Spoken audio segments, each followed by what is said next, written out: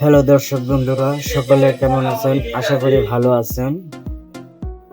আমিও আলহামদুলিল্লাহ ভালো আছি। এই যে দেখতে পাচ্ছেন আমার দোকান, এটা ঔষধের দোকান। তো আমি আজকে একজন প্যারামেডিক্যাল কোর্স করা পল্লী চিকিৎসক। তো সে অনুযায়ী যতটুকু মেধা আমার আছে সেই মেধাকে কাজে লাগিয়ে আপনাদের মাঝে তুলে ধরছি। আজকের টপিক হচ্ছে বাড়িতে ওষুধ রাখার সঠিক নিয়ম ও রোদে ওষুধ নষ্ট হওয়ার বৈজ্ঞানিক কারণ। এই বিষয় নিয়ে বিস্তারিত আলোচনা করব।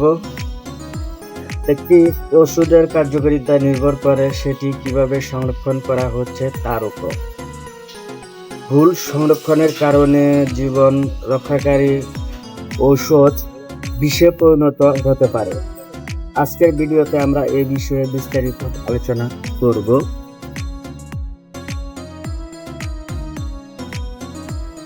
ওষুধ সংরক্ষণের সাধারণ নিয়মাবলী, মানে যেটাকে বলা হয় জেনারেল রুল। ওষুধ কেনার পর আমরা অনেকেই ড্রয়ারে বা টেবিলের উপর ফেলে রাখি, কিন্তু সঠিক নিয়ম হলো ঠান্ডা বা শুষ্ক স্থানে রাখা। অধিকাংশ ওষুধের গায়ে লেখা থাকে store in a cool and dry place.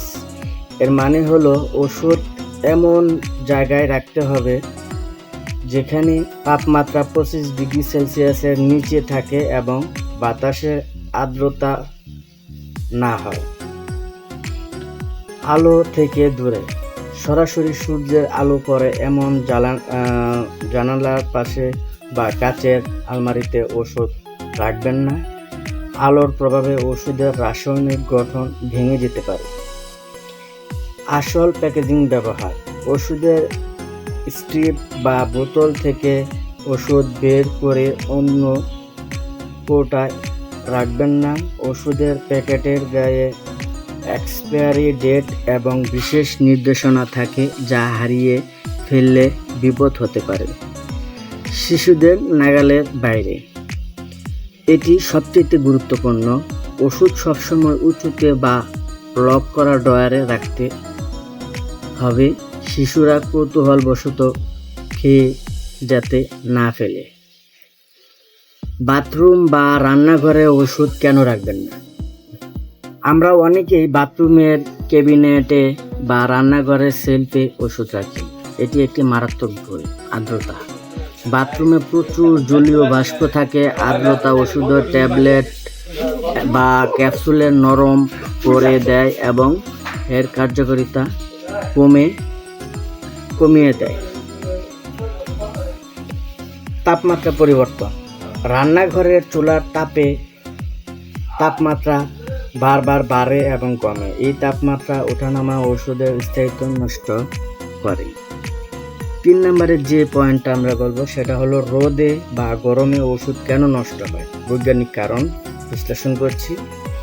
ওষুধ মূলত কতগুলো রাসায়নিক উপাদানের মিশ্রণ।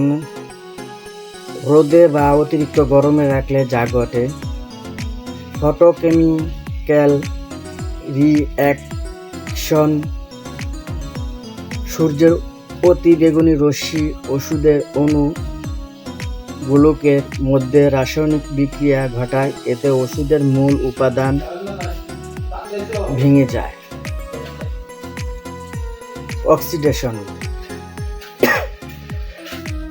তাপের কারণে ওষুধের জারণ প্রক্রিয়া ত্বরান্বিত হয়, ফলে ওষুধ তার গুণগত মান হারিয়ে ফেলে।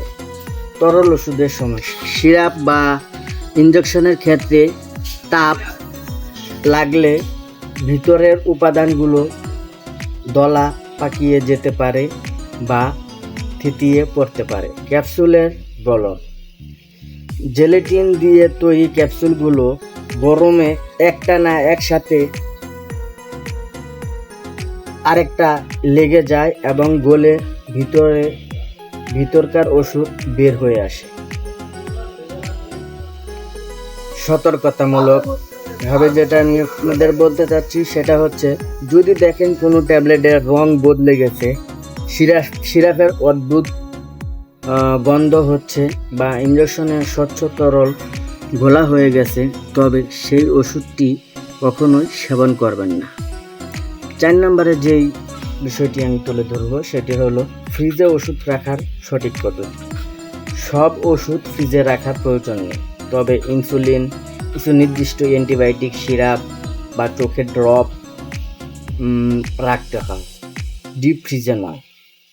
ওষুধ কখনোই বরফে জমানো চেম্বারে বা ডিপ ফ্রিজে রাখবেন না। এটি ফ্রিজের নতুন দিকে তাকে নর্মাল সেকশনে রাখুন। নির্দিষ্ট তাপমাত্রা, সাধারণত 2 ডিগ্রি থেকে 8 ডিগ্রি সেলসিয়াস তাপমাত্রা ফ্রিজের ওষুধ রাখতে হয়। খাবার থেকে দূরে, ফ্রিজে রাখা ওষুধের উপর যেন মাছ বা মাংসের পানি না পড়ে সেদিকে খেয়াল রাখুন। একটি আলাদা বক্সে ভরে রাখা সবচেয়ে জরুরি। 5 নম্বরে যেই বিষয়টি তুলে ধরবো সেটি হলো ভ্রমণকালীন সময়ে ওষুধ বহন। দীর্ঘ যাত্রা বা গরম আবহাওয়ার ভ্রমণের সময় গাড়ির গ্লোব কম্পার্টমেন্ট বা ড্যাশবোর্ডে ওষুধ রাখবেন না, কারণ সেখানে তাপমাত্রা খুব দ্রুত বৃদ্ধি পায়। ইনসুলিনের মতো ওষুধ বহনের জন্য ইনসুলেটেড কুল ব্যাগ বা আইস ব্যাগ ব্যবহার করুন। 6 নম্বরে যে বিষয়টি নিয়ে আমি আলোচনা করব সেটি হচ্ছে মেয়াদ উত্তীর্ণ ওষুধ চেনার উপায় ও অবজ্ঞা। ভিডিওর এই অংশে দর্শকদের জানাবো যে কিভাবে ওষুধের ডেটটা আপনি বুঝবেন, সেটা আমি একটু দেখিয়ে দিচ্ছি, আপনারা তাহলে খুব সহজে বুঝতে পারবেন। যেমন আমার কাছে এই যে একটা ওষুধ আছে, দেখতে পাচ্ছেন, এটার নাম হচ্ছে গ্যাপ 40, ঠিক আছে। তো এই জায়গায় দেখেন লেখা আছে, এই যে দেখেন লেখা আছে ম্যানুফ্যাকচারিং ডেট। আপনারা দেখতে পাচ্ছেন কিনা জানি না, ম্যানুফ্যাকচারিং ডেট দেওয়া আছে কত, এপ্রিল 2025, ঠিক আছে। আর এক্সপায়ার ডেট দেওয়া আছে এপ্রিল 2007।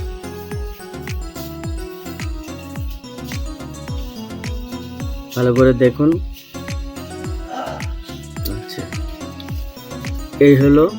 তারপরে রং পরিবর্তন, সাদা ট্যাবলেটে হলদে হয়ে যাওয়া, ভঙ্গুরতা, হাত দিলে গুঁড়ো হয়ে যাওয়া, গন্ধ, ওষুধের স্বাভাবিক গন্ধের বদলে কটু বা টক গন্ধ হওয়া, নিষ্কাশন, নষ্ট বা মেয়াদ উত্তীর্ণ ওষুধ যত্রতন্ত্র না ফেলে টয়লেটে ফ্লাশ করে দিন যদি নিরাপদ হয়, অথবা শনাক্ত কাগজে মুড়িয়ে ডাস্টবিনে ফেলুন যাতে প্রাণীরা মুখ না।